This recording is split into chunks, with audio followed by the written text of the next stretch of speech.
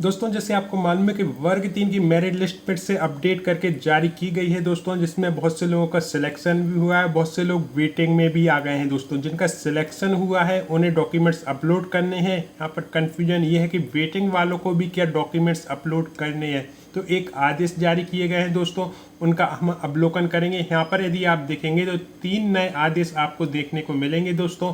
तो पहले हम आदेश का अवलोकन करते हैं।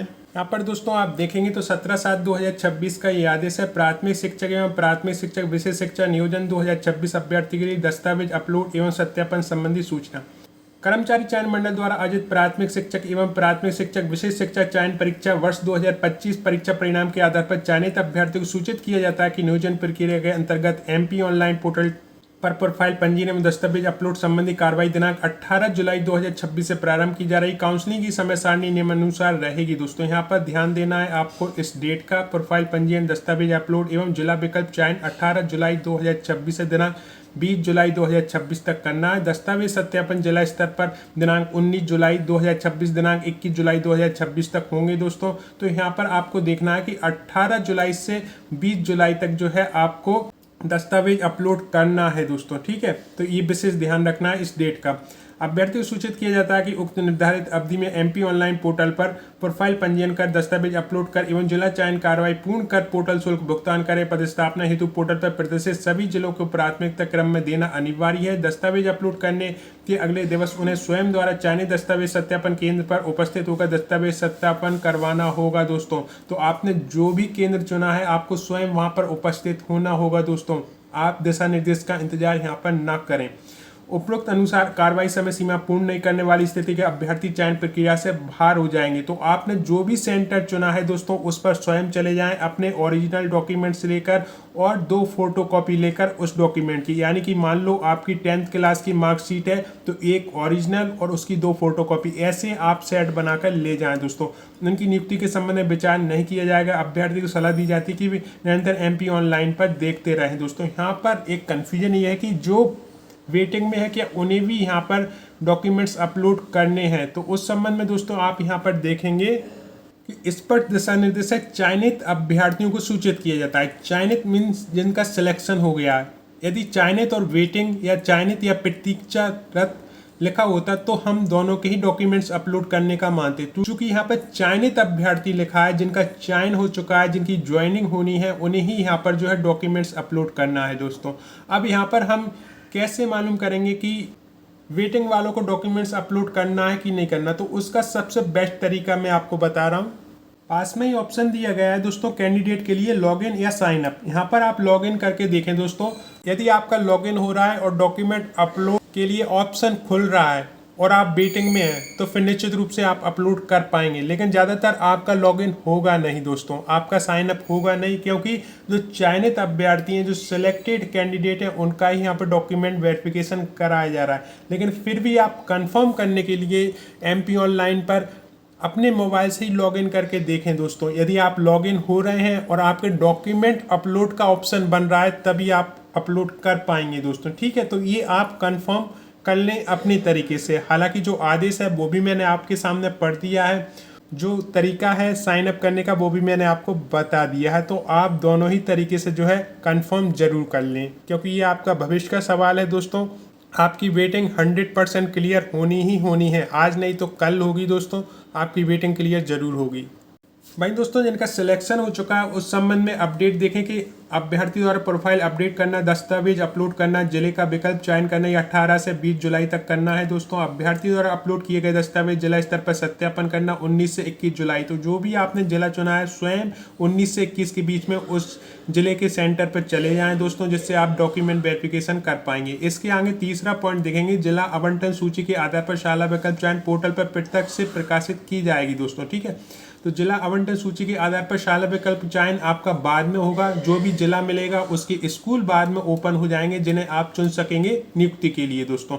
इसके साथ साथ आपके महत्वपूर्ण डॉक्यूमेंट्स कौन से रहेंगे उस पर भी बात करेंगे, लेकिन उससे पहले ये फॉर्म आपको भर के ले जाना है दोस्तों। तो इसका प्रिंट आउट जरूर निकलवा लें दोस्तों। जैसे आप देख रहे हैं प्राथमिक शिक्षक नियोजन अंतर्गत चयन सूची के अभ्यर्थी दस्तावेज का सत्यापन, तो यहाँ पर ये फॉर्म जो है दोस्तों आप प्रिंट आउट निकलवा कर और इसे पूरा फिल कर लें दोस्तों, और इसकी 2 फोटोकॉपी भी करा लें दोस्तों, क्योंकि एक फोटोकॉपी आपके पास भी रहनी चाहिए जिससे आपको मालूम चलेगा कि आपने इसमें क्या भरा था दोस्तों। तो ये महत्वपूर्ण है और छोटी छोटी बातें हैं दोस्तों जिनका आपको विशेष ध्यान रखना है।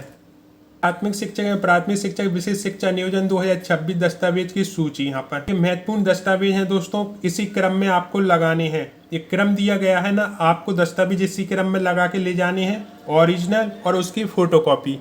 फोटोकॉपी के 2 सेट जरूर ले जाएं दोस्तों, ठीक है। अब यहाँ पर देखेंगे पात्रता परीक्षा की अंक सूची जो आपकी ईएसबी ने जारी की है, वो पात्रता परीक्षा की अंक सूची है दोस्तों।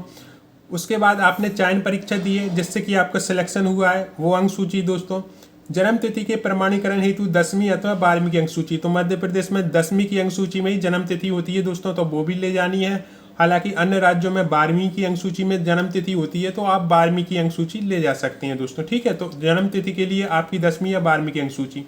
मान्यता प्राप्त बोर्ड के हायर सेकेंडरी 12वीं, यूजीसी से मान्यता प्राप्त संस्था से स्नातक उपाधि की अंक सूची सभी सेमेस्टर और सभी वर्षों की दोस्तों। मान लो कि आप सेमेस्टर प्रणाली से पास हैं तो फर्स्ट ईयर से लेके और लास्ट ईयर तक सभी सेमेस्टर की चाहिए, या आप वर्ष के हिसाब से हैं, जैसे कि पहले एक साल में जो है एग्जाम होते थे दोस्तों, तो आपको फर्स्ट ईयर से लेकर लास्ट ईयर तक सभी अंक सूची ले जानी है। आरक्षण का लाभ प्राप्त करने वाले अभ्यर्थी अनुसूचित जाति, जनजाति, अन्य पिछड़ा वर्ग के आर्थिक रूप से कमजोर यानी ईडब्ल्यूएस लागू होता है तो संबंधित प्रमाण पत्र जो मध्य प्रदेश के सक्षम अधिकारी द्वारा जारी वैध नवीन डिजिटल प्रमाण पत्र लागू होने की दशा में ले जाना है दोस्तों, ठीक है। तो यहाँ पर अथवा लगा हुआ है, यदि ऑफलाइन भी आपके पास है अनुसूचित जाति, जनजाति, अन्य पिछड़ा वर्ग का प्रमाण पत्र दोस्तों, तो वो भी मान्य हो जाएगा, और डिजिटल है तो वो मान्य है ही दोस्तों। ज़्यादातर डिजिटल जल्दी मान्य हो जाता है दोस्तों, इसलिए मैं हमेशा कहता हूं कि अपनी जितने भी प्रमाण पत्र हैं वो डिजिटल बनवा लें, लेकिन ऑफलाइन भी है तो वो भी मान्य किया जाएगा। इसके बाद 7वां पॉइंट देखें, मध्य प्रदेश का स्थानीय निवासी प्रमाण पत्र। समस्त आरक्षण मध्य प्रदेश के मूल निवासी को ही प्राप्त है दोस्तों, तो यदि आपको रिजर्वेशन का लाभ चाहिए तो स्थानीय निवासी प्रमाण पत्र आपके पास होना चाहिए। इसके बाद 8वां देखें, अतिथि शिक्षक अनुभव संबंधी सक्षम अधिकारी द्वारा जारी प्रमाण पत्र लागू होने की दशा में दोस्तों। आपने अतिथि शिक्षक से आवेदन किया है तो ये प्रमाण पत्र भी आपके पास होना चाहिए। स्थायी दिव्यांगता 40% आपकी स्थायी दिव्यांगता होनी चाहिए दोस्तों, तभी आपको इसका लाभ मिलेगा। 40 या इससे अधिक होनी चाहिए, 40% है तब भी आपको इसका लाभ मिलेगा दोस्तों, ठीक है। इसके अलावा भूतपूर्व सैनिक की स्थिति में सक्षम अधिकारी द्वारा जारी वैध नवीनतम डिजिटल प्रमाण पत्र लागू होने की दशा में है ना। अब यहाँ पर देखें 10वां पॉइंट, एनसीटीई मान्यता प्राप्त संस्था से डीएलएड, स्पेशल डीएलएड की अंकसूची सभी सेमेस्टर की चाहिए दोस्तों, ठीक है। तो ये चाहिए आपको। फिर 11वां पॉइंट देखें, स्पेशल डीएड अभ्यर्थियों के लिए CRR नंबर एवं रजिस्टर की प्रति, ठीक है। तो ये चाहिए स्पेशल जो डीएड किए हैं है ना उनके लिए, जो सामान्य डीएड किए हैं उनके लिए 11वां पॉइंट नहीं है। 12वां पॉइंट आपका भूतपूर्व सैनिक की स्थिति में भूतपूर्व सैनिक का प्रमाण पत्र ये बाकी है दोस्तों, है ना। तो भूतपूर्व सैनिक के लिए आयु सीमा संबंधी प्रमाण पत्र सक्षम अधिकारी द्वारा यदि लागू होने की दशा में है ना, तो आपने यदि आयु सीमा में छूट लेनी है दोस्तों, तो एक तो अतिथि शिक्षक में मिलती है, या फिर आप कास्ट सर्टिफिकेट में आते हैं तो उसमें मिलती है, तो ये आप दोनों दे ही रहे हैं तो उसमें आपको छूट मिल जाएगी दोस्तों, है ना। अब इसके बाद मध्य प्रदेश की जीवित रोजगार पंजीयन चाहिए, यदि नहीं है तो अभी ऑनलाइन हो जाएगा, कोई दिक्कत नहीं है। यदि जीवित है तो कोई प्रॉब्लम नहीं है, वो भी ले जाना है। इसके बाद यदि आपका उपनाम परिवर्तन की स्थिति में शपथ पत्र चाहिए, खासकर जो महिलाएं होती हैं उनका शादी के बाद सरनेम चेंज हो जाता है तो वो अपना शपथ पत्र बनवा के ले जाएं, वो मान्य हो जाएगा, ठीक है।